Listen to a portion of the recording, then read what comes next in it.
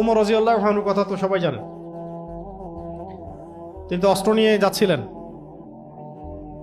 মুহাম্মদ সাল্লাল্লাহু আলাইহি ওয়াসাল্লামকে হত্যা করতে যাচ্ছেন।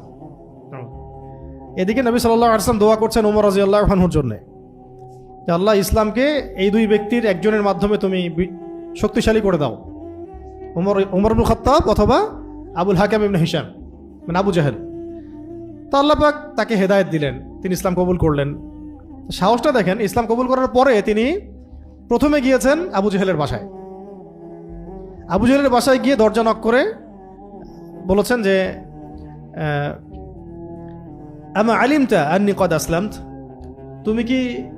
তুমি কি জানো বা জানছো, শুনছো কি যে আমি ইসলাম কবুল করছি? সরাসরি বাসায় গিয়ে তুমি কি জানছো যে আমি ইসলাম কবুল করছি? এরপরে ওই যে ওয়ালিদ বিন মুগিরা, তার বাসায় গিয়ে তুমি কি জানছো যে আমি ইসলাম কবুল করছি?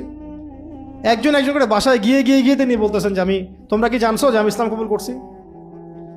একটু কয়দিন আগে তিনি চাচ্ছিলেন পুরো মুসলিমদেরকে, মানে এই আন্দোলনটাই বন্ধ হয়ে যাক, মানে ইসলামিক আন্দোলনটা, ইসলামের দাওয়াতটা, কালিমার দাওয়াতটা বন্ধ হয়ে যাক, সমাজ বিভক্ত হয়ে যাচ্ছে তার মতে।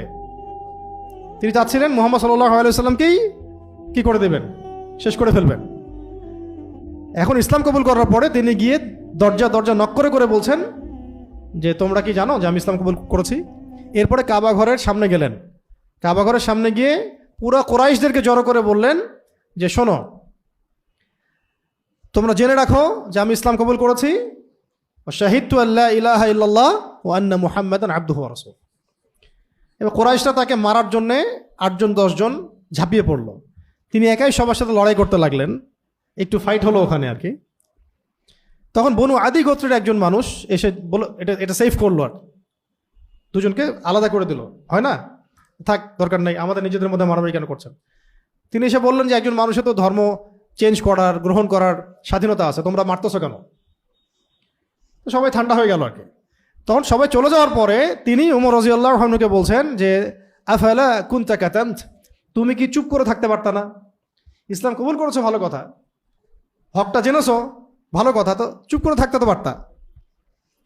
এইভাবে কাবা ঘরের সামনে এসে সবার সামনে জাহির করা, এলান করা, এই যে ঝামেলা হয়ে গেল, সবাই জেনে ফেললো, মারামারি হলো। এখন তখন ওমর রাদিয়াল্লাহু আনহু বলেছিলেন যে আল্লাহর কসম করে বলছি যে লাউফাররিকান্না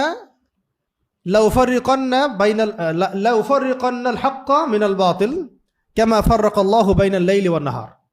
তিনি বলছেন যে আমি অবশ্যই